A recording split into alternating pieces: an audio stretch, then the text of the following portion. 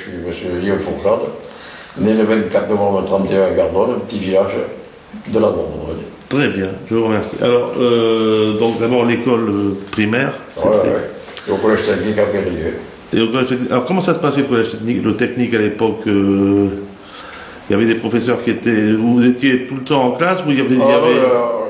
C'était alterné, on avait l'atelier. Moi j'étais à l'atelier d'ajustage et de mécanique auto à l'époque. Ouais. Et puis voilà. Et vous aviez chez un patron aussi? Ah non. Ah non, c'était uniquement au collège. Non, uniquement au collège. D'accord. Parce qu'après, il y a eu l'apprentissage, vous savez, mixte. Oui, non, mais ici, après, parce que moi, je vois, quand j'étais en activité, je prenais des élèves ah oui, sûrement, en apprentissage, mais ça n'existait pas à l'époque. D'accord.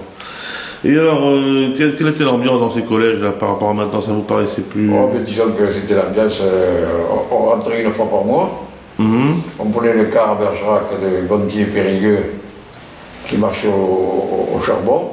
Ah oui. Et il fallait, dans les côtes qui arrivaient avant d'arriver à Périgueux, à la Rampensole, il fallait descendre pour pousser le car, autrement ça ne montait pas. Et puis au point de vue nourriture, c'était l'époque où c'était pendant la guerre, c'était les restrictions. Oui, bien sûr. On avait du pain de maïs. Ah oui. Et quand vous le trempiez dans un café au lait, il ne complait pas beaucoup. Oui. Ça n'est pas terrible, oui. Non. Mais je reconnais que c'est une bonne école. Ouais. Bon, parce qu'à l'abord, en plus, l'internat, on n'avait pas la télévision, ni même des douches. Il y avait des grands lavabos, là, où on se trempait la zizonnette, comme on pouvait pour se laver derrière. Ouais. C'est tout, oui. Ah oui, d'accord, oui. Mais vous en avez un bon souvenir de camaraderie, tout ça? Ah non, donc j'ai arrêté là depuis un an ou deux, comme j'ai eu des problèmes cardiaques, autrement je faisais partie de la cadre des anciens élèves. Ah d'accord, oui. Et tous les ans, on allait faire un petit banquet. Ah d'accord. Au collège. Donc bonne ambiance, quoi. Ah, oui. Alors donc, après le collège technique, vous avez passé un examen, je suppose Oui, j'ai passé le bac technique. Le bac technique, voilà. Ah, ça existait à l'époque déjà, ce bac-là? C'était un bac un peu entre plus professionnel qu'intellectuel.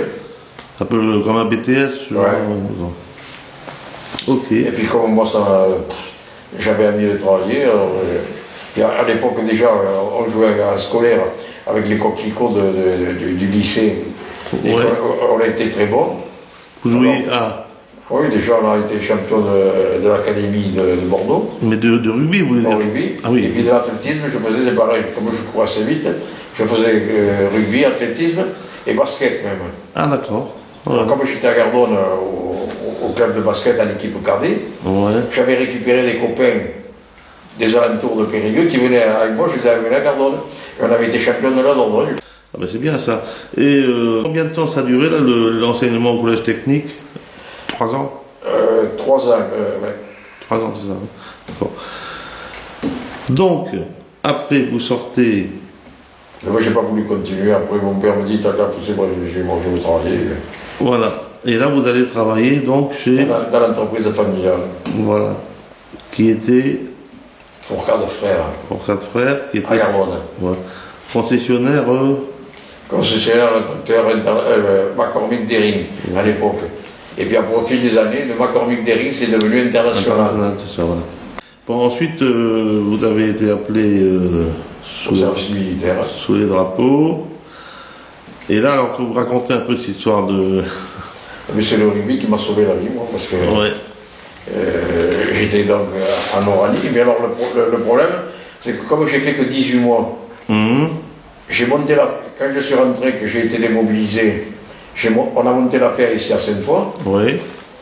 Et 3 mois après, le gouvernement nous a rappelé pour faire 6 mois de plus.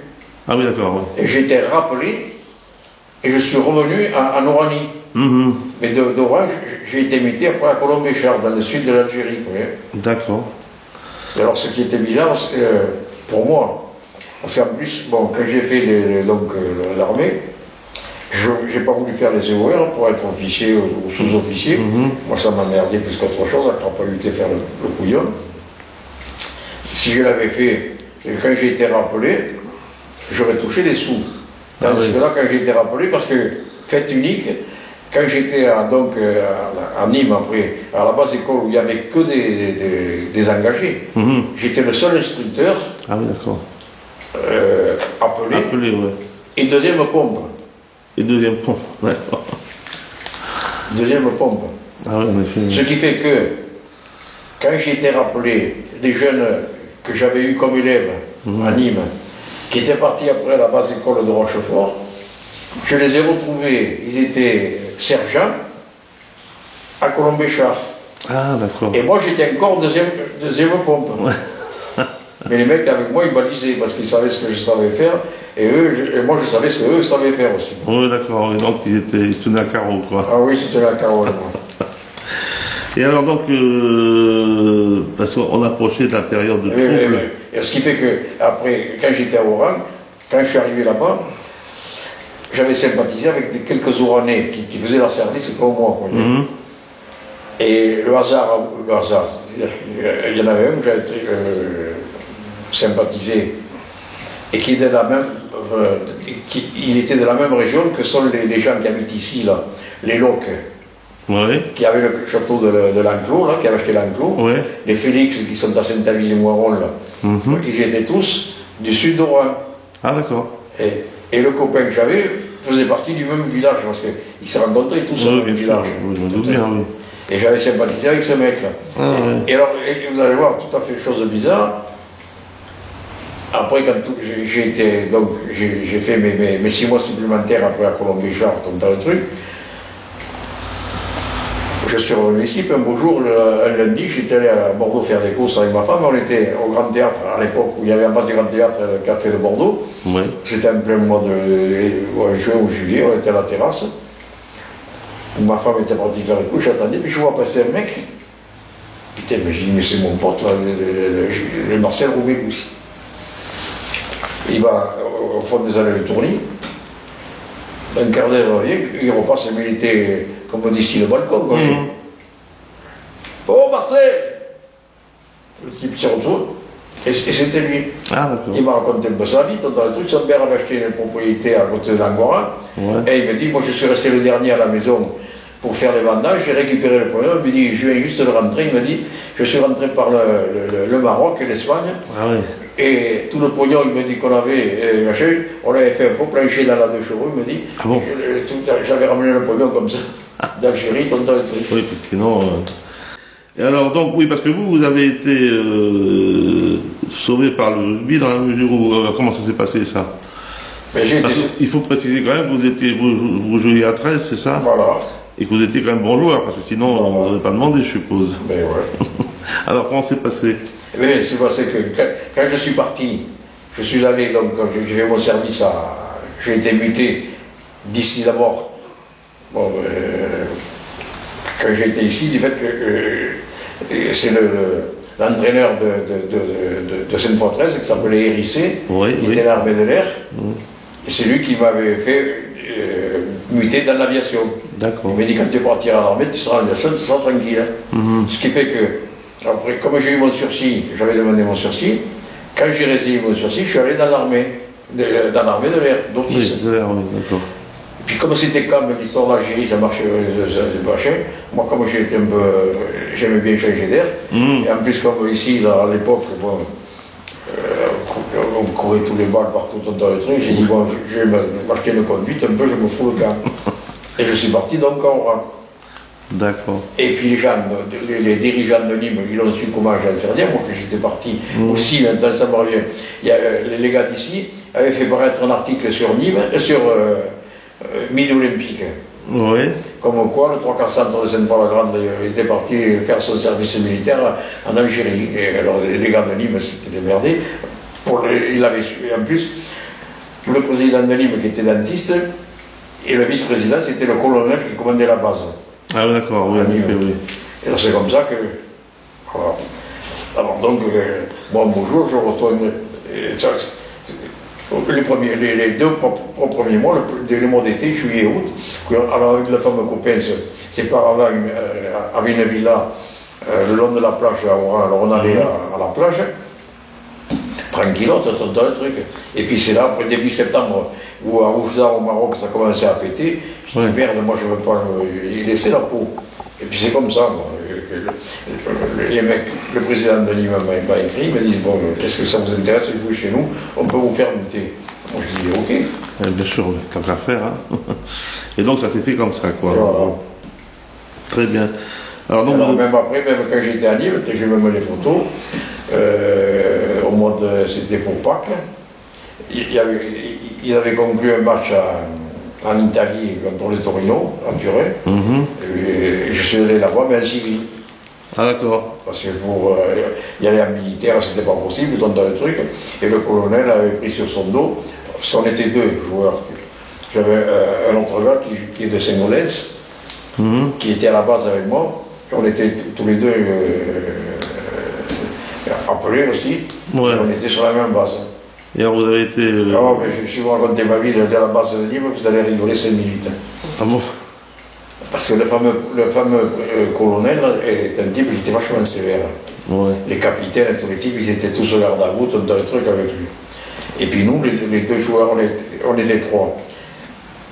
Il y avait le Cojol qui jouait au 13 avec moi, et puis un type nommé Bandera, parce qu'à l'époque, Nîmes, en foot, Nîmes Olympique était en première division. Oui. Et le mec, donc lui c'était un sacré joueur aussi, et il était donc à la base. Et lui, il était au bureau du colonel. Vous allez voir en plus.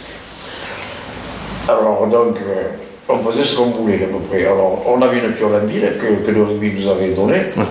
Alors donc, on descendait en ville, on se foutait en civil, et puis après, quand on repartait, on se foutait en militaire, comme dans les trucs. Et non, un beau jour, c'était moi avant Pentecôte. Tous les mercredis, on descendait pour l'entraînement. Et puis, il y avait un putain d'adjoint-chef là, un vieux type qui était adjoint-chef par procuration, tout un truc. Ça l'emmerdait. Le colonel, quand il montait à la chip, s'il nous voyait, il faisait arrêter la chip, puis il discutait avec nous pour nous dire non, ça s'est même passé, dimanche, je n'ai pas pu y aller, ou ceci, cela. Et puis nous, on ne le saluait même pas, quand il lui touchait la main. Alors que les autres, ils chiaient le pantalon. Le colonel s'en va en vacances pendant 3 semaines. Oh putain, le lendemain matin, le lundi matin, pendant le dimanche, on est allé jouer à Toulouse. Mon copain se pète la clavicule. Et moi, je reviens donc tout seul à la base. Ouais. Le lundi matin, comme le fameux chef, il avait su que le colonel était parti. Ouais. Le premier machin, il m'a dit, toi, tu prends les boîtes de peinture et les pinceaux, et le long de la base, il y avait une grande avenue, puis des grosses pierres, pour foutre il y avait des espèces de petits palmiers nets, et puis il fallait peindre, les pierres étaient pleines à la chaux, quoi, il y avait un peu trop de tirage. Alors comme c'était un peu réfléchi, quand il voulait merder les gosses, il les faisait barbouiller, là, ce qui fait que tous les gosses qui montaient, qui descendaient, ils rigolaient, ça foutait de l'autre. Alors, le lundi matin, ça a été mon travail. À 4 h l'après-midi, je vais trouver un copain qui était à l'infirmerie, je lui dis, donne-moi un thermomètre. Je lui dis, qu'est-ce que tu veux faire? Je lui dis, donne-moi un thermomètre. Et là, le soir, je me porte consultant. Le même matin, je me porte consultant, j'avais frotté le thermomètre, et le tourbille, c'était un jeune, machin, il me dit, vous avez la température? Et je lui dis, regardez, j'avais 39,8. Ah ouais. Bon, il m'a dit, qu'est-ce que vous avez? Là, j'ai dit, j'ai eu une crise de l'appendicite, je pense que c'est ça. Parce que ça m'était déjà arrivé en Algérie. Ah bon, mais c'est pas difficile. Il m'a dit, tu prépares ton pactage, tu vas à l'hôpital. Alors je prends mon pactage, je descends à l'hôpital, à Nîmes. Oui. Mais à l'époque, on ne vous en nommait pas, on vous en des piqûres, c'était le chloroforme. Ah oui, c'est vrai, oui. Oh de Dieu. Je me suis fait opérer, j'avais jamais eu de crise ou quoi que ce soit. Ah oui, oui, ah bah oui. Quand je me suis réveillé, alors j'ai une balafre là, au moins de 12 cm. Ah oui, forcément. Je me réveillais, alors je dis aux infirmières, mais c'est une bande de cons, mais ils s'en sont aperçus que je n'avais pas besoin d'opérer, dans le truc. Puis alors tant que vous n'avez pas rendu le chloroforme, mais je ne vous dis pas, vous n'êtes pas bien. Ouais. Alors en plus, c'était à l'hôpital là-bas, c'était les toilettes à la turque. Ah bon? Ah bon? À l'époque. Ah oui, d'accord. Tout au moins pour les gardes de l'armée, j'en sais rien. Ouais. Ce qui fait que tant que vous n'avez pas fait les garces, c'était intenable. Mais que alors, on prenait la ceinture, on attachait la ceinture à la poignée, puis on se tenait comme ça. Et alors j'avais un copain qui sortait avec nous, qui jouait au rugby, et qui était emmerdé, lui aussi. Je lui dis, c'est bon, tu fais quoi, moi? quand il est venu, quand il a vu les mecs, quand on s'est réveillé, parce que réellement, puis ça fait mal. Puis alors, quand vous endormez, à la piqûre, vous sentez rien. Mais là, le chloroforme, tiens, vous voulez pas respirer, mais il faut y aller, parce qu'autrement, on s'étouffe. Alors là, on avait l'impression que j'avais la tête sur l'encube et qu'on me cassait la tête. Ah ouais, d'accord. Ouais. Ça vous apprendra. Et donc, bon, le colonel est revenu après et tout. Ah, d'accord, ok. Bon, alors, après cette période plus ou moins difficile, disons. Et alors après, 3 mois après que je m'étais marié, en contact, lui. Ah oui, quand même. Ouais, parce que j'ai dit, du fait que je partais avec mon père, dans le truc, alors j'ai dit j'arrête le rugby parce qu'il suffirait qu'il m'arrive un pépin, dans le truc, comme j'étais sur la route, j'ai occupé les commerciaux, dans le truc. J'ai dit, bon, je vais m'acheter la conduite, comme ça, ça va aller mieux. Et vous êtes marié pendant que vous étiez à l'armée? Non, attendez, je me suis marié quand je suis revenu de mon premier service. Ah, après j'ai fait 6 mois, entre les deux. D'accord. Il a fallu que je reparte à 6 mois de plus. Oui. Alors quand j'ai été rappelé, j'étais allé à Limoges pour une vente aux enchères, pour acheter du matériel. Et quand je suis rentré le soir, ma femme m'a dit, mais regarde, t'es rappelé à l'armée. Et puis il fallait faire 6 mois de plus. Puis là, il ne fallait pas machin. Et alors je suis allé à Tours. Coïncidence, l'oncle de ma femme, c'était l'ingénieur en chef de la SNCF de Tours, qui connaissait bien le colonel dans le truc. Alors il m'a fait rester 1 mois de plus à Tours. Au bout d'un moment, il m'a dit, il faut y aller, il n'y a pas de problème. C'était inévitable. Alors je suis reparti, je suis revenu au Oran, puis d'Oran, je suis descendu à Colombichard. D'accord.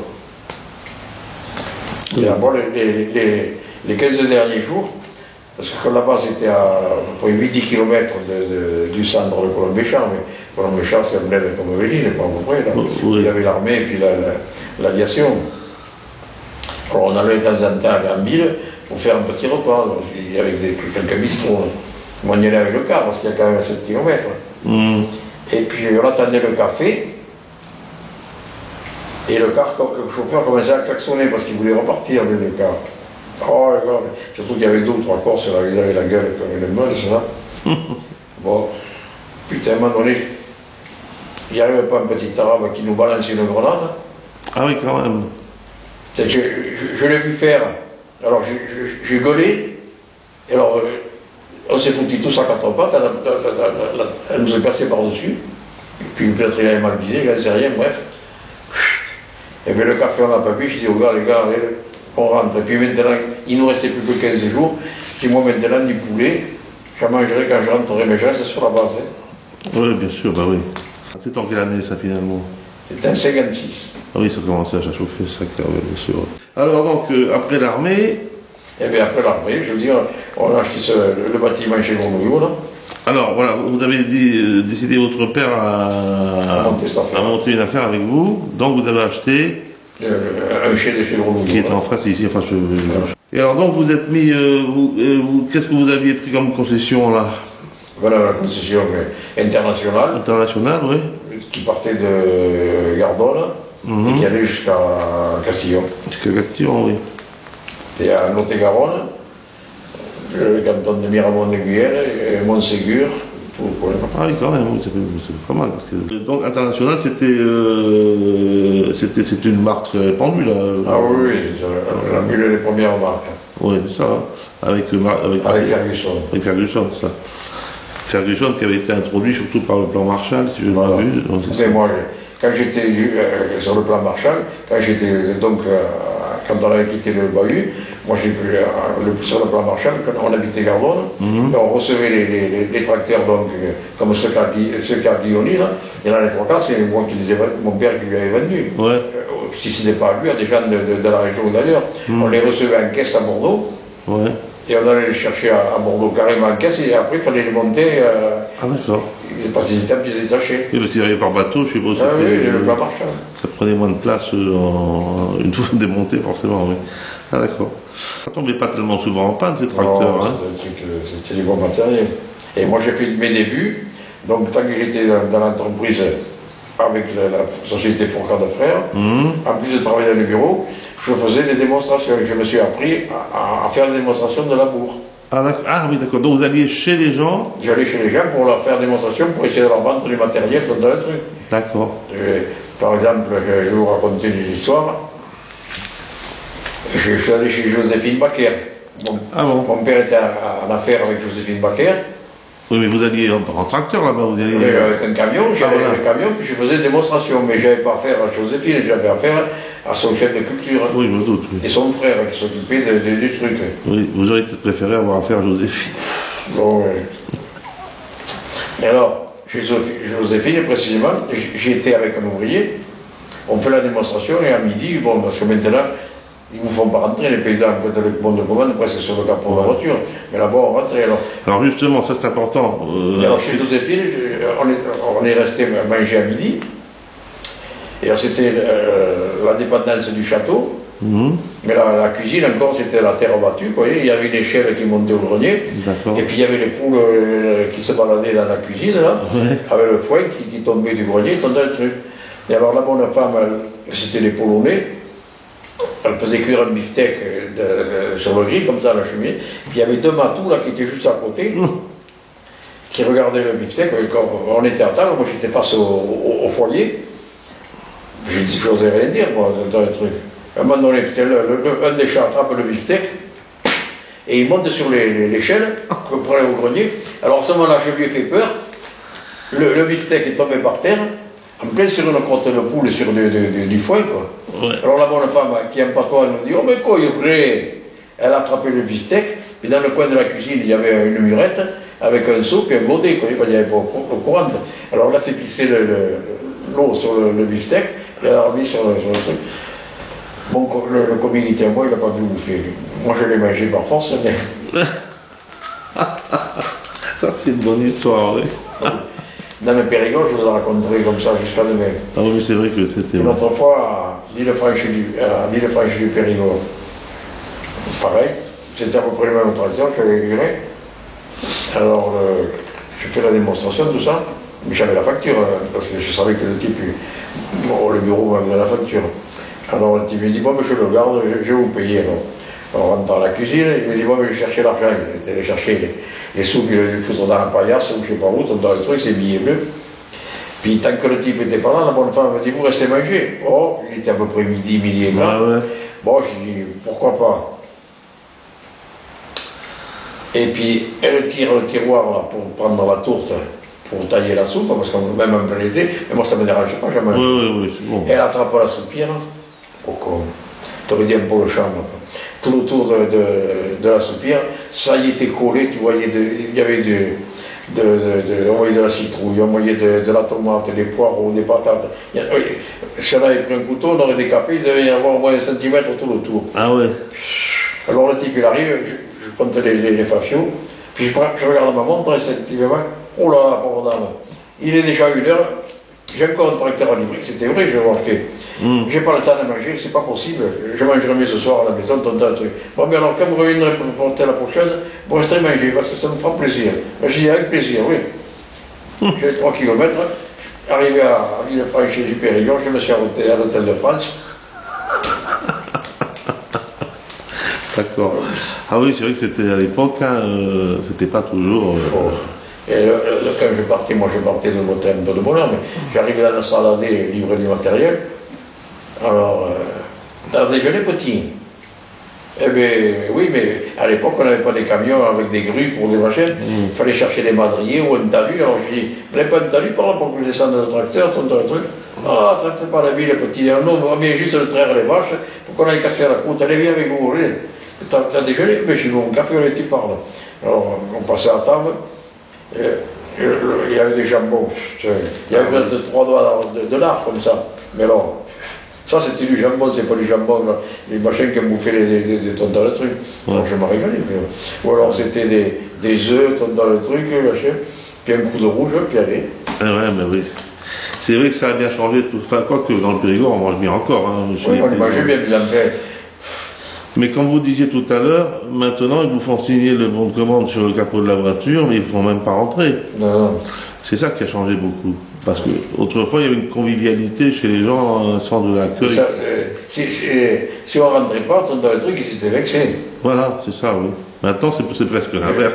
Il y en avait un autre client que j'ai été allé. C'était à l'hôtel Montpassier.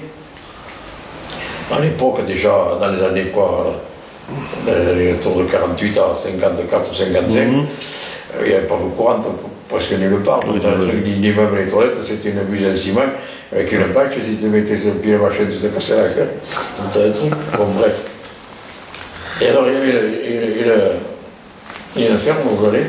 Toute l'année, la bonne femme, et après, elle mettait le matin, quand même, il nettoyait le sous hygiénique, alors elle le renversait, elle le mettait sur un piquet qui était devant la porte d'entrée de la cuisine. Et après, au mois d'octobre, quand il faisait le cochon, avant de faire le cochon, parce qu'il faisait beaucoup de confits ou de ça, c'était des toupines là, comme ça. Là. Alors, il nettoyait les toupines, mais sur le même piquet où il y avait le pot de chambre, il mettait après la toupine à sécher, oui. Pour mettre remarque, est-ce qu'il tombait malade avec ça? Jamais. Parce qu'il vous fait une mousse là, en se frottant sur du pain un peu rassis, avec un peu de sel de Bayonne, et puis allez. Ça y est, c'était antibiotique, ben oui. Mais non, mais c'est vrai que ça a très très vite changé le centre de l'accueil des gens en Périgord.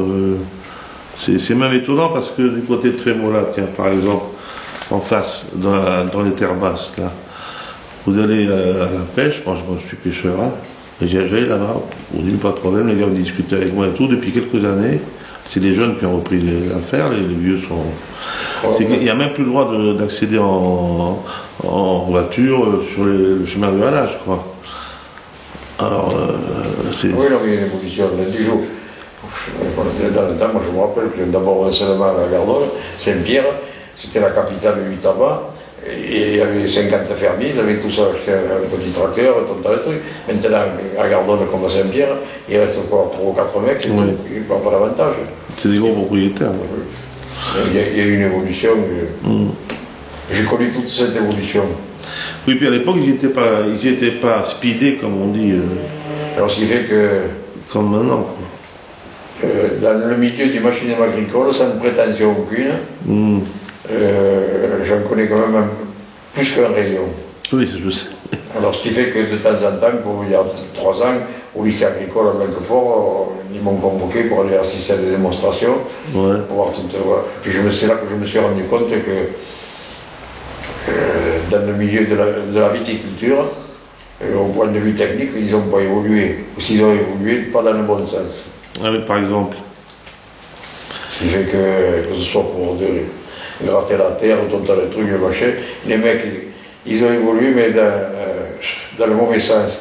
Ils ont acheté par exemple les machines à vendanger, ça pèse 5 tonnes. Ouais.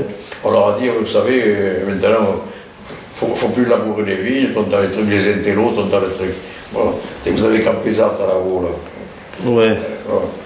En 80 et quelques, ils voulaient racheter de la vigne. Et j'ai dit, mais vous êtes sûr que, avec tous les outils qui sont tellement lourds, le truc, la terre elle est tassée. Ouais. Bon, comme ils ne travaillaient pas, mais sur un mètre, vous prenez une pelle de bêche, mais ils ne vont pas le voir parce qu'ils ne sont pas assez courageux pour bêcher. Ouais. Et vous faites une fouille sur un mètre de profondeur, vous allez voir que la terre est complètement pilée. Vous n'avez plus de vie microbienne, rien du tout. Ça va bien qu'elle pousse encore parce que c'est comme une liane, c'est dans le truc.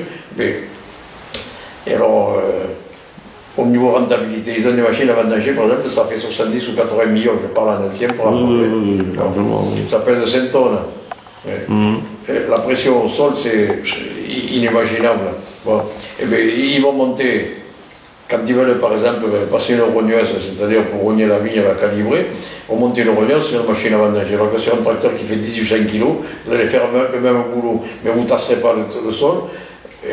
Premièrement. Deuxièmement, le prix de horaire sera divisé par 4 ou par 5, mais ça ne fait pas bien.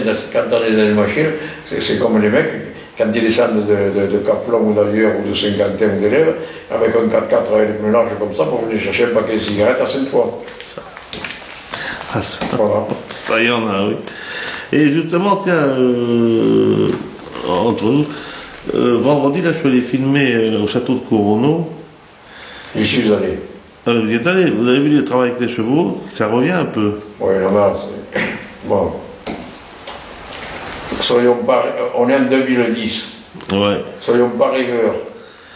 Que l'on travaille avec des outils qui ne tassent pas le sol, dont le truc, je suis entièrement d'accord. Bon, on peut le faire avec les tracteurs, comme j'ai dit tout à l'heure, plus faibles, et pas besoin d'avoir une machine à vendanger pour le faire. Mais je voudrais qu'ils me disent, les gars qui ont fait ça, c'est pour le folklore. Parce que vous entendrez beaucoup de jeunes agriculteurs qui vont dans cette... Mais apparemment, ils ont du monde qui fait des stages, pas mal, justement. C'est ça qui m'a étonné d'ailleurs. Mais apparemment, j'ai vu qu'il y avait des outils qu'ils ont adaptés, ils sont modernisés par rapport à ce qui existait auparavant. Voilà. D'accord, je suis entièrement entendu.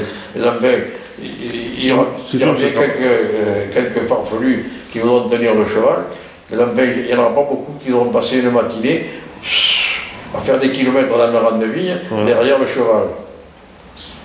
Ouais. Vivons quand même sans vouloir les c'est-à-dire que ceux qui font du bio, qui sont 100% bio, peut-être qu'ils veulent... Oui, mais ça me fait bon. Qu'on ait mis trop dans...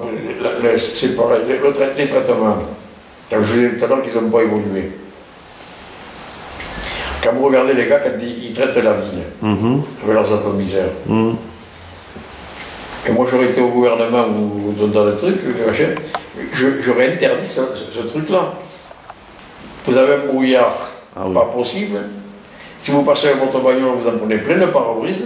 Et les broches. Et puis les broches et tout ce que vous voudrez. Et ça pollue. Vous avez 10% qui va sur les feuilles et 90% qui se retrouvent dans la nature. Ça, c'est terrible. Mais tout ça, c'est le problème du fric. Oui. Bon, alors, on a toléré ça, c'est comme le désherbage et tous les trucs. Et le désherbage. Moi, quand j'étais en activité, jusqu'en 91, j'ai vendu plus d'une centaine de machines pour désherber sous le pied de vigne, ce qu'il y avait à Cournot. Comme les petits rotavateurs. Oui. Bon. Si je le vendais à un petit viticulteur qui a 15-20 hectares, ça marchait très bien. Et puis après, si vous le vendez à des sociétés qui, elles, s'en foutent, qui regardent que la rentabilité dont le truc, ben, ils préfèrent à ce moment-là désherber, empoisonner les gens dans le truc, que de travailler le truc. C'est tout. Qu'est-ce que vous préparez de vous? Je fais des machines pour la viticulture, précisément. Ah, ben voilà. Je suis en train de faire des machines pour tirer les bois. Ah oui, d'accord, mais il n'y en a pas une sur le marché déjà, là? Il n'y en a pas une qui a dit ces espèces de disques qui tournent comme ça, là? La machine qui tourne avec les disques, c'est une brutailleuse. Mais j'ai cru qu'il y avait une machine, on m'a parlé d'une machine pour tirer les bois. Non, la machine de tirer les bois, il n'y en a pas. Ça n'existe pas. Ouais. Et là, vous êtes sur le coup, là? Ça n'existe pas pour la bonne et seule raison, c'est que jusqu'à présent, ils appellent une brutailleuse, c'est-à-dire qu'ils coupent le dessus des bois, mais ils ne peuvent pas aller plus bas, parce qu'après vous avez le bois de vigne que vous laissez bien sûr, en fruit pour l'année suivante. Donc vous ne pouvez pas le toucher, celui-là. Non, mais je ne parle pas des lames, hein. Je parle d'un espèce de... C'est comme un cylindre. Oui, mais c'est ça. Avec plusieurs... c'est comme un épilateur. Non, mais c'est ce qu'ils appellent une brutailleuse. Ah, d'accord, ok. Donc c'est pour éviter aux gens, après quand ils tirent les bois, d'avoir plus de bois, une plus grande longueur à tirer. Ah, ok, d'accord. C'est pour qu'ils fatiguent au moins.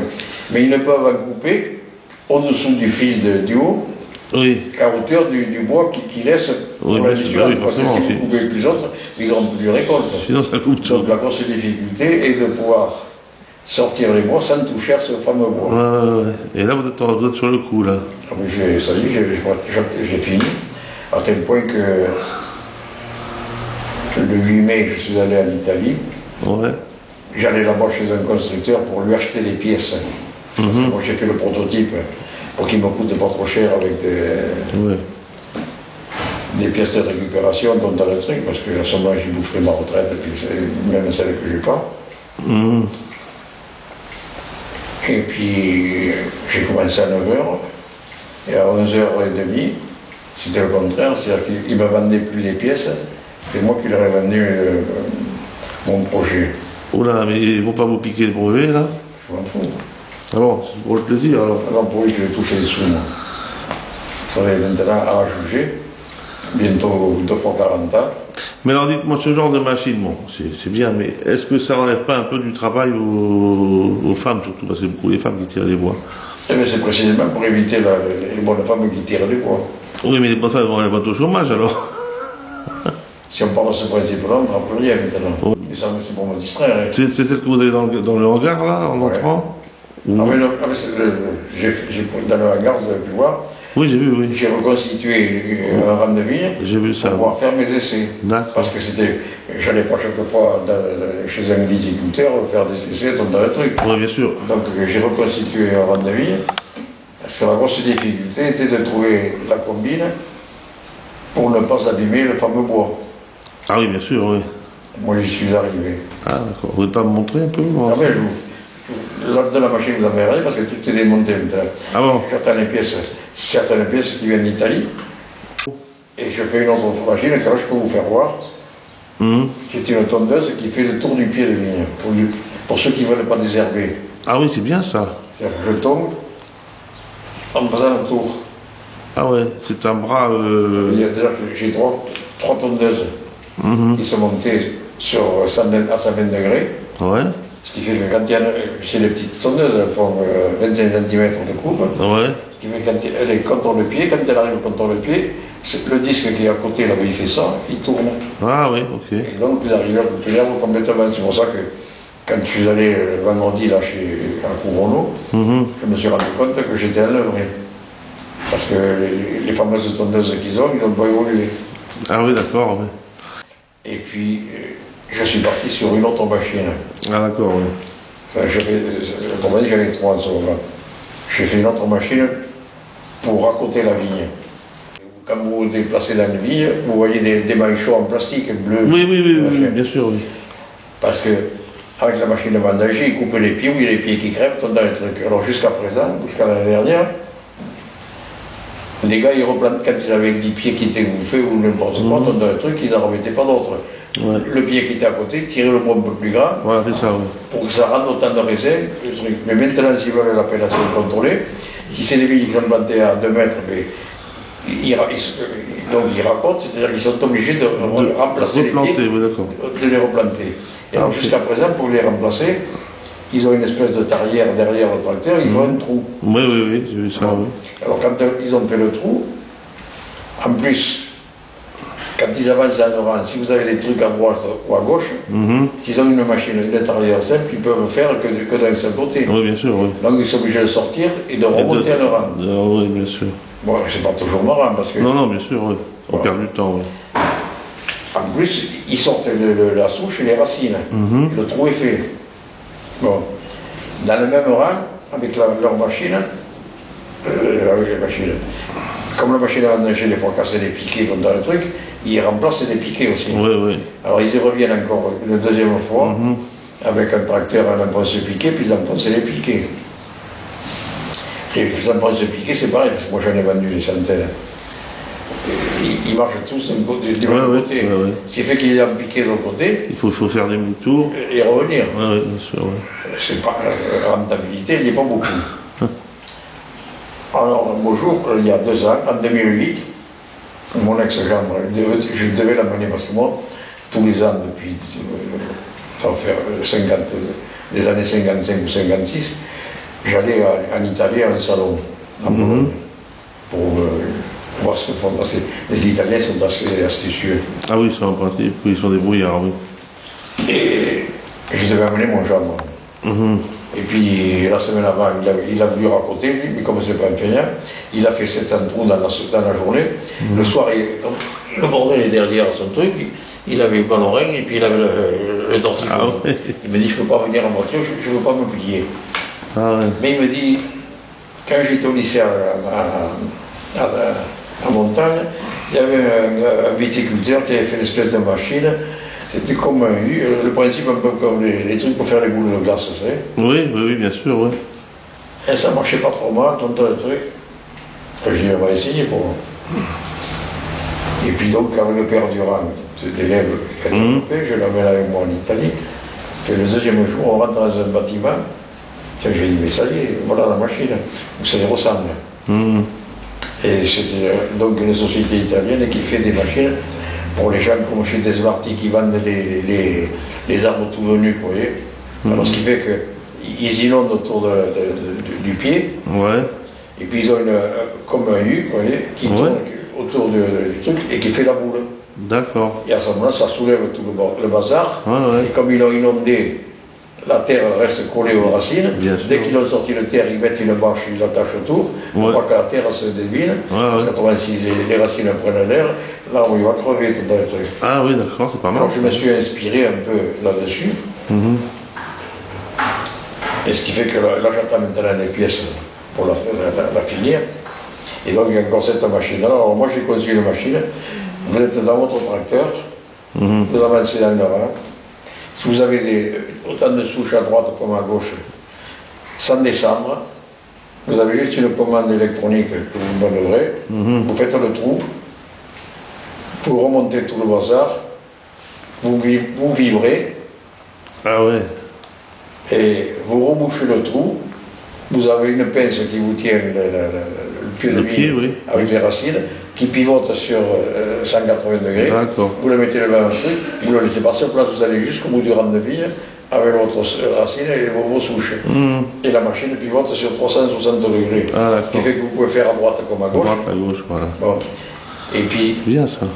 Mais oui, mais alors, le supplément, c'est-à-dire la cerise sur le gâteau.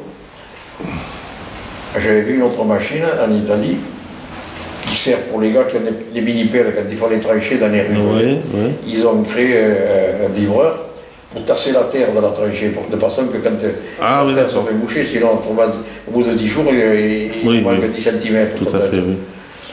Et sur leur publicité, les mecs ils mettaient que ça pouvait en passer les piquets. Alors moi, j'ai cogité là-dessus, ce qui fait que ma machine, qui sert donc à faire le trou, j'ai monté un vibreur dessus. D'accord. Parce que pour pouvoir récupérer les racines, il faut que je vibre pour pouvoir Et puis en plus, la lame, quand elle tourne, en plus, j'ai fait des découpes comme quand vous coupez du pain, si vous le faites avec un couteau lisse, ça se déchire. Alors que si vous avez un couteau assis, bien sûr, absolument. Bon. Et alors ce qui fait que ma lame, je la remets à la verticale, comme j'ai un vibreur dessus, et que j'ai une pince qui me sert à pincer la souche, je mets des piquets devant le tracteur, le chauffeur du tracteur, lui tout seul avec son bras qui se déploie, il est articulé dans tous les sens, il attrape le piquet, il enfonce le piquet, il apporte ça dans le tracteur. Il faut fumer le cigare, regarder la télévision dans le tracteur. Vous voulez que je vous fasse voir? Oui, je veux bien, oui. Oui, alors là, c'est la simulation du... Voilà, c'est la simulation, voilà, vous voyez. Donc j'ai reconstitué un rang de vigne, si vous voulez. Et là, vous voyez, j'ai percé les trous, j'ai collé les bois, comme les bois que vous devez laisser. Oui, j'ai bien compris, oui, bien sûr. Alors la machine, c'est une machine, quand vous l'avez fini, vous avez deux tailleuls, un qui est au-dessus, l'autre qui est dessous, qui coupe les bois de vigne. Mais il y a tout un dispositif, il y a des panneaux là ici sur le côté, dans le truc. Ça tombe le long des panneaux. Et on récupère les bois, on tire les bois, on les laisse pas sur le sol, ils sont broyés. Alors où on les remet sur le sol, ou on les récupère, comme on veut. Ah oui, d'accord. Parce que maintenant il y en a beaucoup qui les broient pour faire de l'engrais. Ah oui, il est grand l'atelier dedans. Voilà le fameux, une partie de la pièce de la machine qui sert à faire les trous. La lame est là-bas. Ah oui, d'accord. Oui, la lame. Alors attendez. C'est avec ça que je fais. Ah voilà, d'accord. Ok. Oh oui, effectivement. Et donc ça vous découpe le... Ça découpe le truc. D'accord. C'est monté. Attendez, pardon. Là. J'ai changé cette pièce, alors la lame, elle est ici, là, comme ça, là. Vous voyez? Le vibreur est là, vous voyez, vous avez 4 kilos chaque côté, là, ici, qui tournent, vous voyez? Qui font masser l'autre, vous voyez? Ah oui, ok, d'accord. Et alors, c'est fixé, ça, c'est monté à l'avant du tracteur. Donc, vous voyez, ça tourne sur 360 degrés. Ça se déplace hydrauliquement sur le côté, comme ça. Et l'engin est fixé au bout de cette pièce-là, ici, qui est articulée dans tous les sens. Et la tondeuse, c'est ça. Ah oui, la fameuse tondeuse, oui.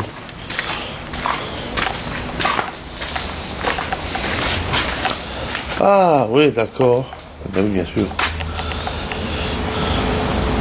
Effectivement. Et donc, on arrive... Eh bien, c'est-à-dire que là, vous êtes là. Voilà on avait le pied de vigne, là. Ouais. Donc, vous coupez l'herbe, là, vous avez 1, 2 et 3 disques. Bon. Quand ce pied-là arrive, là, contre le pied, là, il tourne. C'est celui-ci, là. C'est le mouvement qui fait tourner ou c'est le fait de toucher le pied de vigne? De toucher le pied de vigne, et ça se déclenche automatiquement et ça tourne. C'est un peu comme les trucs pour monter les escaliers avec les caddies. Voilà. D'accord, oui.